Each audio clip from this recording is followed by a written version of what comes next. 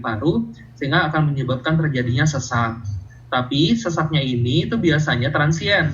Artinya dalam 48 sampai 72 jam dia bakal perbaikan atau menghilang.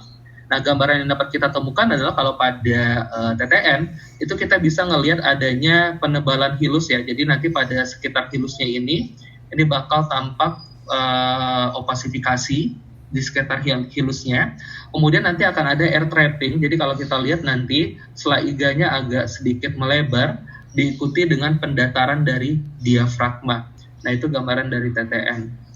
Lalu yang ketiga ada namanya meconium aspiration syndrome karena teraspirasi meconium. Meconium biasanya keluar pada keadaan gawat janin sehingga nanti pada soal biasanya ada cerita pasiennya anaknya ini atau janinnya ini DJJ-nya tidak normal.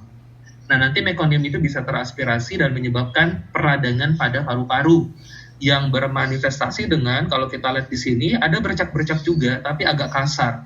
Nah, sehingga kita katakan ada bercak-bercak kasar. Kalau tadi si HMD itu bercaknya halus. Jadi HMD itu bercaknya halus, sedangkan kalau meconium aspiration bercaknya agak kasar. Dan tentu di soal ada riwayat gawat janin. Dan yang terakhir ada namanya pneumonia pada neonatus. Nah, ini biasanya kalau di ibunya itu terjadi infeksi. Misalkan ibunya kena chorioamnionitis sehingga anaknya bisa infeksi juga. Kalau pneumonia tentu nanti ada demam, ada peningkatan leukosit, dan kita bisa melihat adanya gambaran infiltrat pada kedua lapang parunya. Jadi nanti penandanya tentu ada leukositosisnya, ada pneumoninya, kemudian nanti ada gambaran densitas atau infiltrat pada paru bilateral. Tata laksana biasanya kalau pneumonia tentu antibiotik, AMPI yang dikombinasikan dengan gentamicin apigetan. Tapi kalau yang lain-lain biasanya kalau TTN karena ini resolve dalam waktu 2-3 hari cukup kasih oksigen. Kalau meconium aspiration mirip kayak HMD, jadi kasih oksigen, kasih CPAP bisa, kemudian pemberian surfaktan.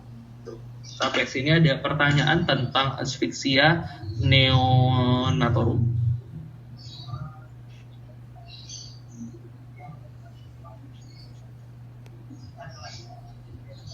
Oke, kalau tidak ada, kita lanjut